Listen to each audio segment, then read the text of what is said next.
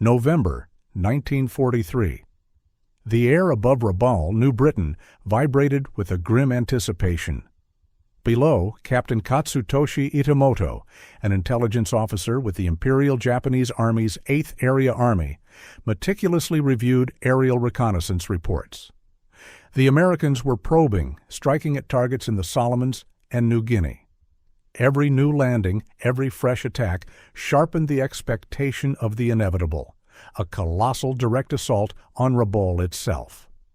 This was, after all, the Imperial Navy's premier forward base, a fortress carved into volcanic rock, boasting 5 airfields, a major naval anchorage, and a garrison swelling to over 100,000 men. Itamoto, like so many, believed Rabaul was impregnable, a Gibraltar of the Pacific, ready to bleed any invader white. The Japanese strategists had conceived Rabaul as the linchpin of their southern Pacific defenses.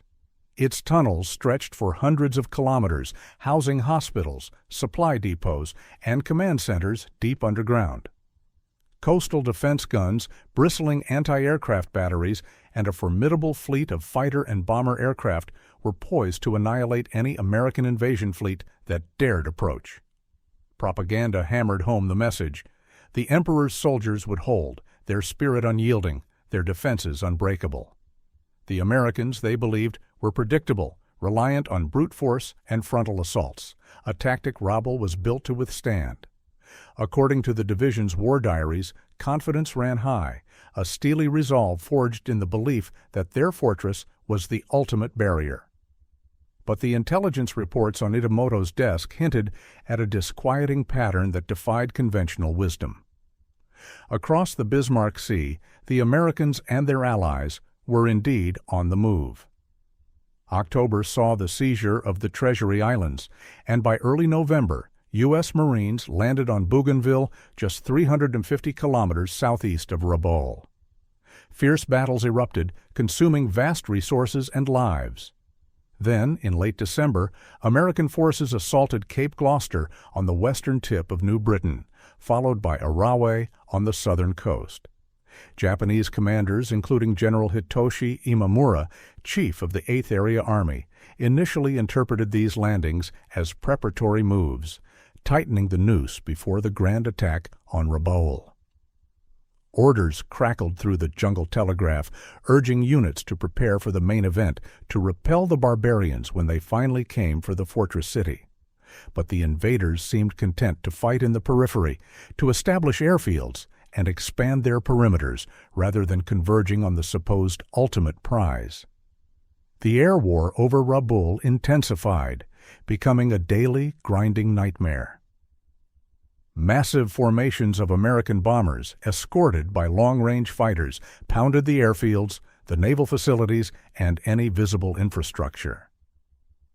On November 5th and 11th, carrier task forces launched devastating strikes, crippling the remaining Japanese naval assets. Yet, crucially, no invasion fleet materialized on the horizon. Captain Itamoto, compiling reports from various outposts, noted the growing discrepancy.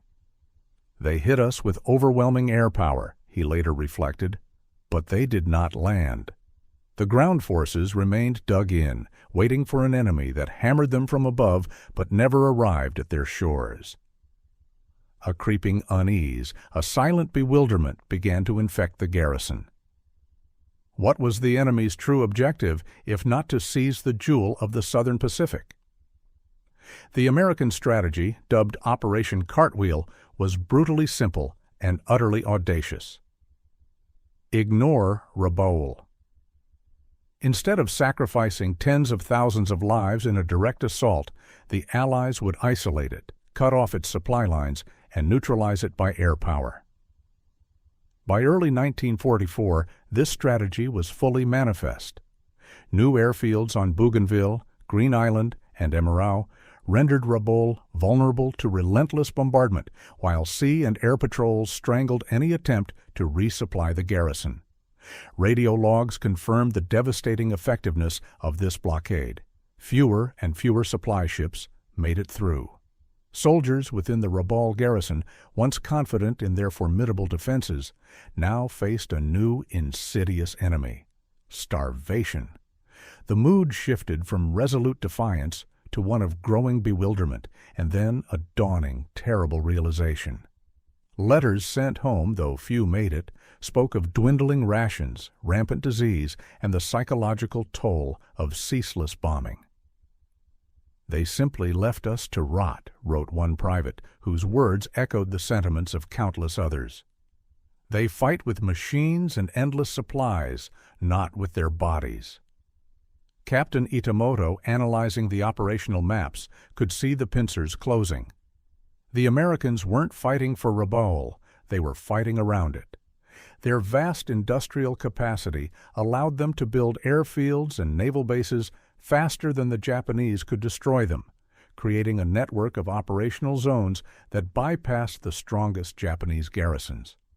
This wasn't merely a tactical choice, it was a strategic declaration, a brutal lesson in the economics of modern warfare. The Japanese High Command, initially caught off guard, slowly grasped the terrifying implications of this leapfrogging strategy.